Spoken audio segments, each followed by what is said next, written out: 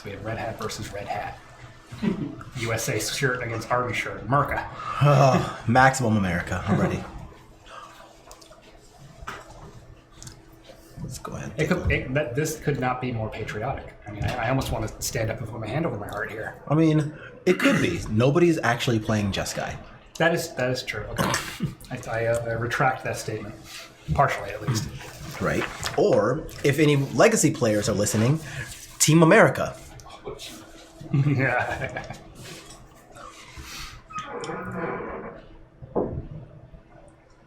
Right, exactly. Exactly as Janky who said here. As a point, ad nauseum is loss of life and not damage to you, so you won't take infect damage from it and just go to negative 50 something. That's actually why the Phyrexian Unlife part of that deck works, is because he's right, or they're right. Once you go past the 1 life, you can just draw as many cards as you want with no more penalty. That's nice.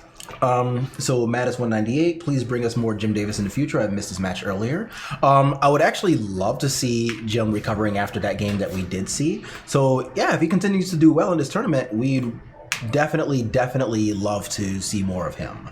Which version of Death Shadow is this? We are looking at 4-color Death Shadow. So there's not Snapcaster Mages. Death Shadow and Tarmogoyf are going to be the primary threats here. And then, yeah, thanks for the Legacy player shout out, right? Yeah, the format, I feel like it doesn't get enough love, and there's a lot of really cool decks, even if nobody's really playing Hymn to Turok and Stifle anymore.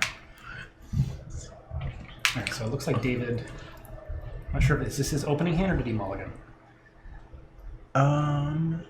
He might have kept it. I also don't know which this is, but he's sorting cards out, so I believe this is a mulligan. Let's find out. It is a mull to 5, looks like. Yikes. How bad is that for him? Against Ad Nauseam specifically, it's only a medium yikes. Okay. Because cards like Fatal Push and to some extent Dismember and Drown and Lock are pretty dead. So if he's able to just run like Thought Seize and stuff like that, then honestly it doesn't matter that much. Yeah, so he let off here with the Phyrexian Bauble and popped it immediately. Yeah, so that makes sense. Get to check out at least what he's playing against to see whether he wants to use the Polluted Delta or not. Yeah, and William led off with a Serum Visions, looks like. Yeah, Seeker and Co-Serum Visions. So it's pretty likely that that alone told David what he's playing against.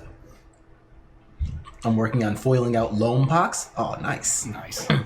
And then, yeah, exactly as Mattis198 said, Death Shadow can really recover from 5-card hand pretty easily, which is true in this matchup, especially since basically all creature removal is just dead space anyway. Although I'm sure you if you can avoid it, you never want to mull to 5. Right. You never want to, but in this case, it's nowhere near the worst. Especially with the new mulligan rules. Again, I mentioned that a couple rounds earlier. London Mulligan's so good. So much better. I mean, okay, for combo decks, yeah, it allows you to maybe sculpt your hand a little bit easier, but mulling to 5 used to basically be auto lose unless you drew Godly. It's true. Now you have a chance to say, all right, well, I have fewer cards than I want, but I can still probably play Magic. Right, and we're looking at David's hand here. He's got an Inquisition. He just drew another land. He's got a lot of options. And he can play a ton of Magic, even given the mull to 5 we just saw. Yeah, there's also Once Upon a Time in his hand. That'll definitely help. He's even got a Death Shadow, too. Right, so he's in pretty good shape. Yeah, he can play a ton of Magic. Whoa, that's a hand. That's a hand. Double Pentad Prism. Phyrexian Unlife. What is that card all the way to the right? I can't tell. That is a... Is that a Spoils of the Vault? I think it is. Let me see if there's actually a Spoils of the Vault in here. I think that is Spoils of the Vault. Yes, it is. In fact, it is Spoils of the Vault. Yes. And what did he take? He took the Unlife? Unlife, yeah. Okay. That makes sense, because of course the Inquisition can't hit the Ad Nauseam, and hitting 1 Pentad Prism when he's got 2 doesn't make a difference, so. So there's Prism on 2. Alright.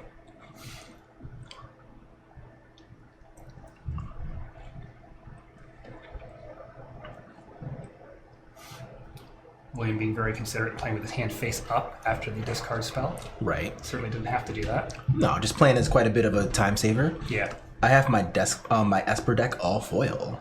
Sweet. Oh, that's pretty sweet. And yes, Nameless, these are XO decks, so we are looking at an undefeated table.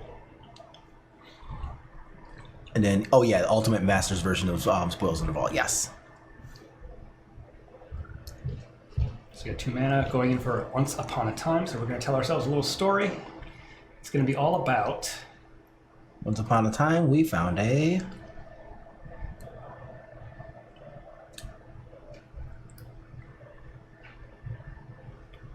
blood crypt or a swamp. And the other cards look to be what? Stubborn Denial, Thought Seize, something? That blood crypt. I think that's what he's going to take. That makes sense, because he's got a Death Shadow in hand and he's nowhere near 13 life yet. Yep, so he might as well burn himself down a little bit. Yeah, like his life total doesn't exactly matter here. There you go, shock it in. Yep. Since you guys have Ad Naus on, are there any of the Naus lists that play Inverter of Truth over Ad Nauseam in the field today? I have not seen any, but that doesn't mean it's not a thing. And yeah, with 2 Death Shadow in hand, this game can turn around pretty quickly. Definitely true. That is a very fast clock. Yeah.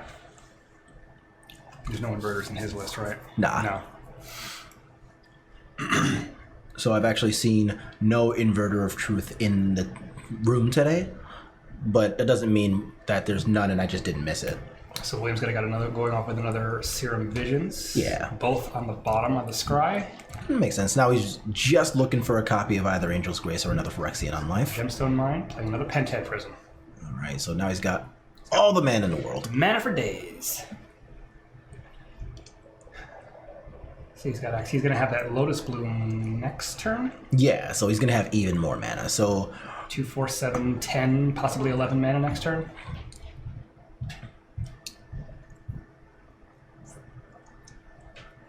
And that is...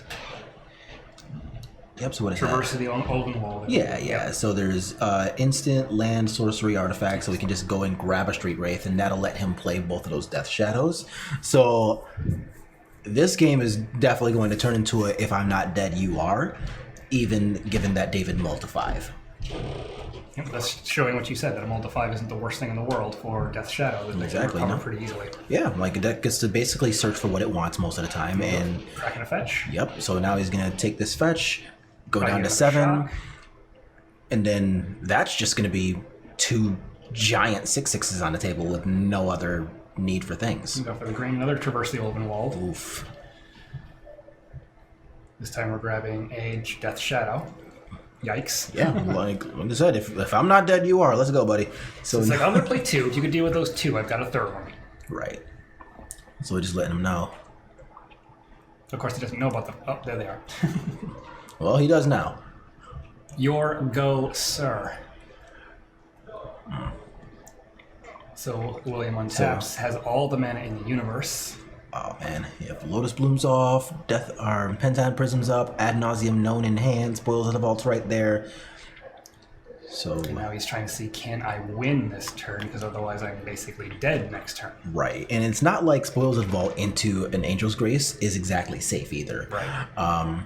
So even though David's tapped out, if William happens to just accidentally get rid of multiple copies of, like, say, Thassa's Oracle or something else, then... Okay, so here we go. We're cracking the Lotus. We're adding 3, 4, 5 mana. Here comes Ad Nauseam. Oh, we're just in Brave mode, okay. He's saying F. I mean, William's at 20, so... Let's just go for it. Here we go. Ad Oh Nauseam no, off the top. 15. Another 10! Ad Nauseam. Oh no, not like this! That hurts. Oh no! Please make it stop. 10, 9. It was spoils. So he's at 9. Yeah. That was probably... Was that about as bad as it could be? I don't know that it gets much worse, to be honest.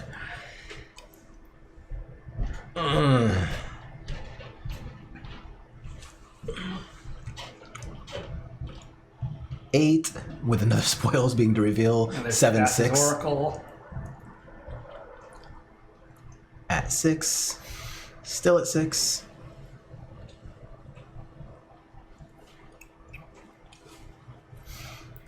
A lightning storm? Okay. Okay. So he's just going to discard 3 of those lands and then kill.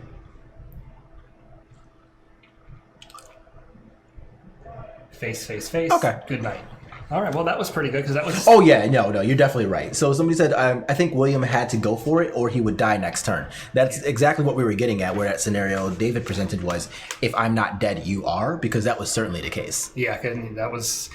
It really... He had to have found that lightning storm, unless he already had it in his hand. Yeah, that was already in hand there. But that was the unknown card from the previous, what was it, Inquisition. So let's see what we got going on here. Ooh. So in Williams' list, he still has all 4 copies of Leyline of Sanctity. So that's going to do a lot of work against all of those discard effects. Yeah. And he's also got 3 copies of Veil of Summer. So he's pretty well defended against Thoughtseize effects, which David's going to bring even more of, probably in the form of, what, Collective Brutality? What's in his sideboard? He has 3 Collective Brutality in the sideboard. He also has got an Abrupt Decay, a couple Ether Gusts, a couple Ashioks, Assassin's Trophy, Kolaghan's Command Lightning Bolt, a Plague Engineer, 2 Veil of Summers, and a Yixlid Jailer. Ooh, okay. Yeah, I think he's definitely going to side in at least 1, maybe 2, almost, probably not all 3, of the copies of Collective Brutality. Okay. But also, if he is aware of the Leyline of Sanctities that almost every Ad Nauseam list plays, he should probably be putting in that Assassin's Trophy as well. So we'll see if he actually does that. Yeah. And then over on this side, for William, we've got an Echoing Truth, 2 Thoughtseize, 2 Path to Exile, a Teferi, all 4 Leyline of Sanctity, all 3 Veil of Summers, 1 Bantu's Last Reckoning, and a Sphinx of the Final Word. By the way, that's pretty sweet. I like that. And in here, yeah, Echoing Truth is actually really good because it comes up a lot of the time that your threats are both named Death Shadow. Yeah. Thoughtseize, not so much. Path to Exile, I also enjoy because they only play 1, sometimes 2 basics. David's list is playing 2 basics. 2. 1 Swamp, 1 Forest. Okay. So he's playing 2 basics. Let's see. The Teferi is fine. If he chooses to side it in, great. But then you get all 7 defensive spells, the Ley Lines and the Veil of Summers, and those are going to be the big hitters. Yeah, absolutely. Yeah. He's probably hoping if he can get a Ley Line in his opening hand to just slam the door shut on the discard effects. That would really help him out. Right, exactly. Yeah, and then he says he really doesn't want to overboard. Right, and that's exactly why I don't like the idea of putting cards like Thoughtseize in, because now you're just diluting your combo. But I do like having the Ley Lines and the Veil of Summer, because those things are going to do a lot of work in this matchup, where cards like Pact of Negation are pretty useless. So you got a pile shuffle here. Yeah. Sphinx of the Final Word is for the control matchups, especially since now a lot of folks are on just like really good just there's a lot of Teferi and Jace out there right now.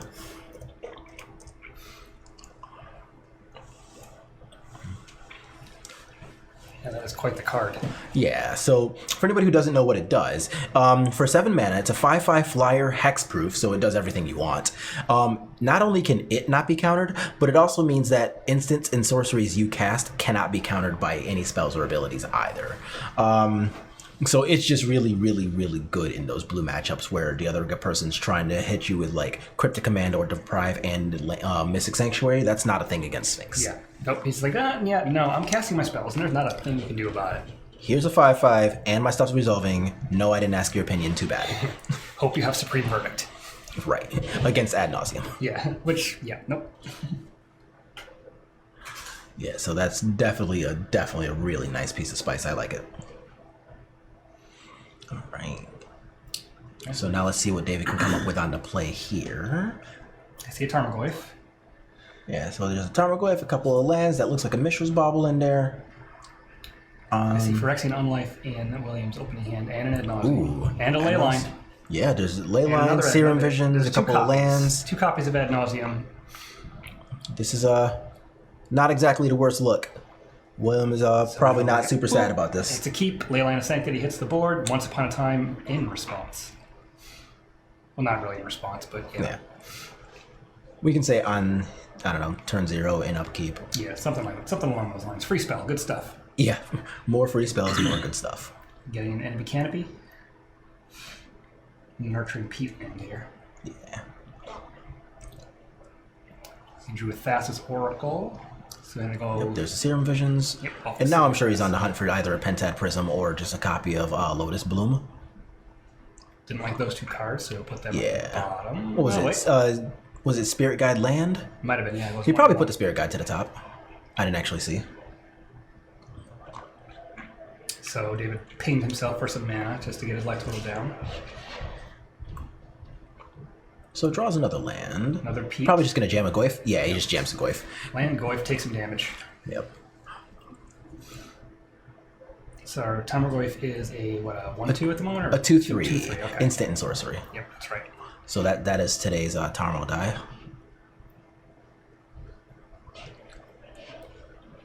William's going to follow up with another Serum Visions.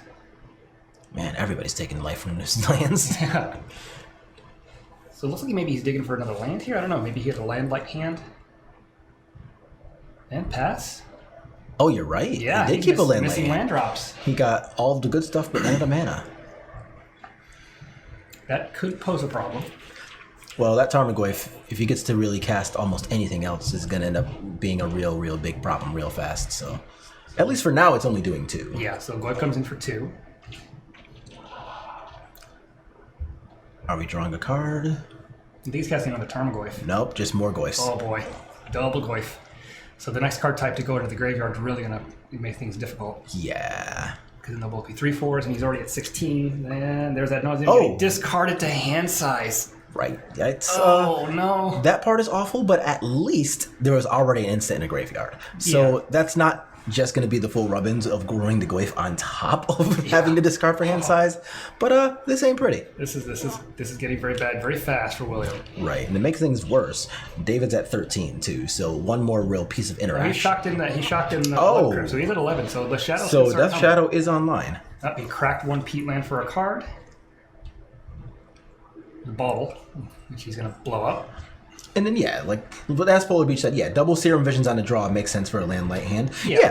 It No, does. it definitely was. Like, he had the Ley Line, he had the Ad Nauseums, he had the Phyrexian Unlife. But not finding anything hurts. It's just, it stinks when it happens, but I think that's a hand I would have kept as well, yes. So the artifact in the graveyard increases, and there's also a land in the graveyard. So these are both 4/5 Goyf, so smack you for 8, plus a Death Shadow on the board, and here we go, game 3. And time to pack it up. Game 3 it is. I mean, the Ley Line was nice at the start, and then he didn't do anything else.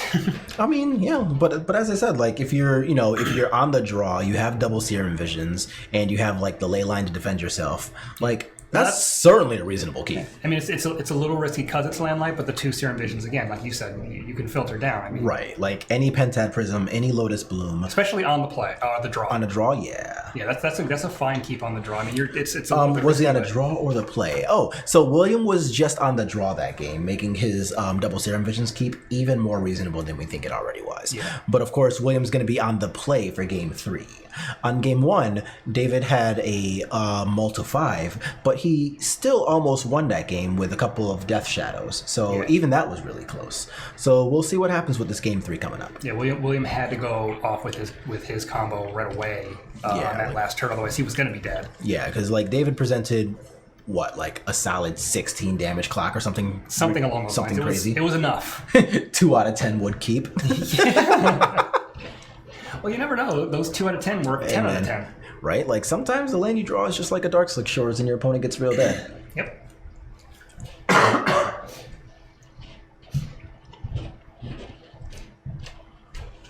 Alright, so let's go ahead and check out if we're reboarding anything. I think David's taking 2 cards out. Or he's considering 2 cards to swap. Yeah. Can't really tell what they are. Me either. So I don't know whether one's like that Assassin's Trophy we talked about or what. It looked like he wouldn't be boarding out Street Wraiths for any reason, would he? On the draw? I still wouldn't, I don't think. Yeah. I couldn't really tell what they were, but it kind of looked like the card frame wasn't like a typical card frame, so I was wondering if maybe it was was that. Okay, I didn't get to see, so I couldn't really see it very well, but to me it sort of looked like it was a not the traditional frame, but it could just be the angle he was holding the card. Maybe. We will Pile find shuffle out.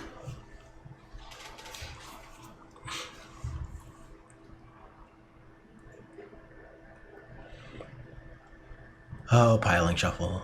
I do not miss you. I definitely do not miss the pile shuffle. I don't like doing that during a match. I like, if you're gonna do it like before the match starts. And that's alright. Yeah, just make sure all your cards are there, really. Yeah. Well, I suppose if you've changed your boarding strategy after the second game, just to double check to make sure you're at 60. Yeah. I mean, when I do that, I just count my sideboard and make sure it's 15. Yeah, that works too. That's usually what I do. Yeah. It's a lot faster. Don't have to do all this pile shuffling mess. No shenanigans. But I definitely want to see a little more ad nauseum shenanigans. Yeah, that first one was very risky. It looked kind of painful at first, but then he's like, oh, never mind, I win. Yeah. Everything's fine. We're good. Yep. No worries here. Never didn't have it. How does it feel?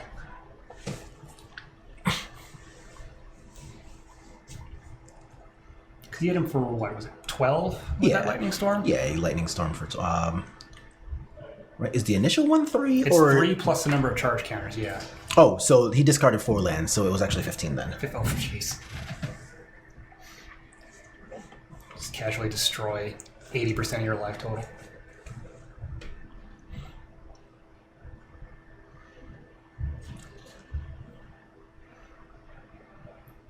Battle of Wits pile shuffling was awful when it was standard legal. I forgot about that card. Oh my god. Oh, I'm so glad I didn't play Magic then. I remember that. I think I played against it once or twice, and yeah, it was an adventure. Oh, that sounds awful. Because there were fetch lands back then, right? No.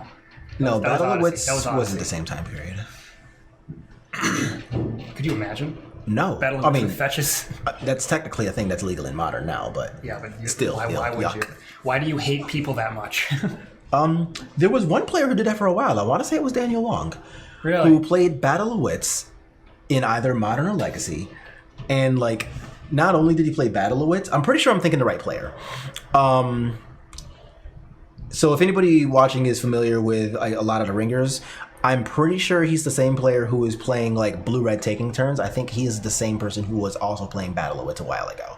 Triple sleeved. Yeah, it was like triple or quadruple sleeved or something completely nuts. Like he had like a couple of rulers propped up against the sides of the deck so it wouldn't fall over. Right.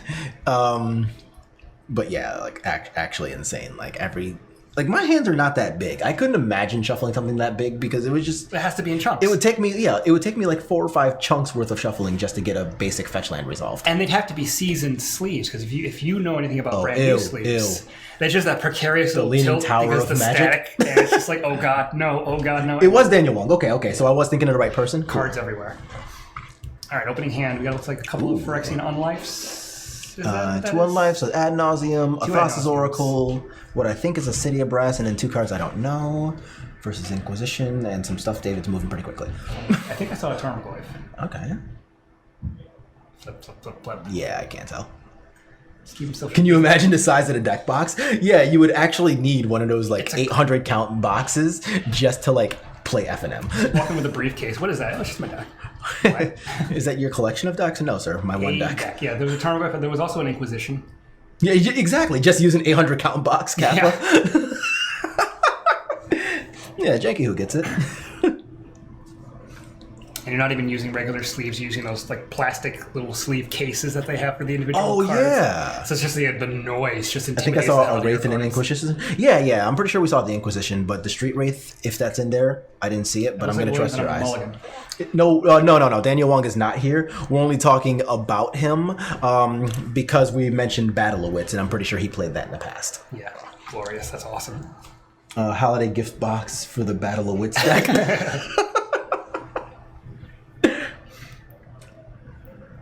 Oh my god, yes! So I played a Legacy Open in Massachusetts, and my Battle of Wits opponent actually did use a briefcase. That is awesome. I love it. Oh, that's great. I mean, you have to wonder. You would expect at least one person to just be like, "No, I'm not playing against this," and just insta scoop. Be like, "No way, Like, yeah, we're not sitting here. I am for not 40 minutes. shuffling any of this. You do what you need to do." My eyes could be wrong. I thought I saw a weird border. Oh, maybe. I don't know. We'll find out. Yeah, because I was wondering if maybe he boarded a couple of them out, but I really couldn't tell, like I said, because of the angle that he was keeping those cards when he was boarding. Yeah. And then the same way with the way he was holding his hand. I really couldn't see. Yeah, so we'll just find out shortly. So Williams on the mulligan here. See if he likes this 6, or well, 7 and 6. Oh. I see an Ad Nauseam, a couple of lands. That hand looks a little poor, to be honest. There's no mana accelerants. It doesn't look like it does anything. And I don't see any blue cards either, other than that Thassa's Oracle. I'm guessing that's going to go back. No, He's he's keeping keeping it. With Ad Nauseam going to the bottom. Is it multi 5? I'll be honest, I don't know that this isn't just a mold of 4, but okay. Okay. This is what we're doing. He's going to go for it. Got to risk it to get the biscuit, I guess. Yeah? Going to go with a Temple of Deceit, okay. There's another Ad Nauseam. Scry the Ad Nauseam to the bottom. Yeah, that makes sense. Sneaky, keeping us in suspense. Nice. All right, so you're going to go Bauble for David into Street Wraith. Oh, so that was a Street Wraith. Polar Beach. It sounds like you were right about the contents of that hand there. Do another Bauble. Another Bobble. Oh, man. I see a Thoughtseize. Yep. Into a fetch land. So the Verdant Catacomb's going to get cracked, probably for a shock. Yeah, there's the Blood Crypt. So now we're pretty close to... Thoughtseize coming up. Oh, yeah. We're pretty close to being able to play Death Shadow, too. So we're definitely getting there. So what is that? 15 already. Thoughtseize is going to take it down to 13. And that's already just that. Thoughtseize, let's see what you got left in there. Okay. Angel's Grace. Oh, okay. So that was, all things considered, that was pretty decent. Pretty easy. Take that. And then you got Yeah, Spoils whatever. of Paralands. Don't care. Right. Land pass. So I would say David's already pretty far ahead right here. It's a pretty good start. Yeah. I mean, being a couple of cards up, having access to the Thoughtseize, and then already being at a super low life total for your Death Shadow, like, this is exactly where he wants to be in life. And then having your opponent mull to 5, you have a discard spell. They've done literally nothing for the first 2 turns. You're just like, all right, where do I sign? Exactly. Cracking another fetch. Yeah, so now he gets to just go ahead and go to 10 and be real happy about life. Breeding Pool here. And now we got options, so he can either just hold up the draw and unlock that his hand, or he can be a little more proactive with this turn, whichever he So chooses. Death Shadows are 3/3s here? Make that 5. Oh, okay. Uncle Ligan's command, okay. Into Tarmogoyf. And proactive mode. Big So we Goyf. got instant, artifact, land, sorcery, creature. 5/6. 5/6. Oof. 5/6 Goyf on turn 2. Not bad. And pull out with the first. Oh, and there's the unlife. So go ahead, swing with the Goyf. I'm all right with that for now. No, he's not. No, he's is that not. an abrupt decay? I think it is. Things are no longer fine. Never mind. But first, we're gonna go. He's not gonna do that right away. It looks like he wants to do something else first. Nah, yeah, I was gonna say he probably wants to play a land. Shock in too. a Watery Grave. He's gonna Inquisition. See what's Yep. left. Nothing. Just the spoils. Oh boy. Nothing. This Is rough, is Bates. done. All right, well, We'll hit you for. I mean, it's not necessarily done. Hit you for 5. Because, like, 2 good draw steps could definitely get William out of this. Yeah. Like, he could draw almost exactly another copy of, But he's probably in order, a Pentad Prism, then another Unlife, then an Ad Nauseam. But that's it's a short list of things he has to But- have on top of his deck.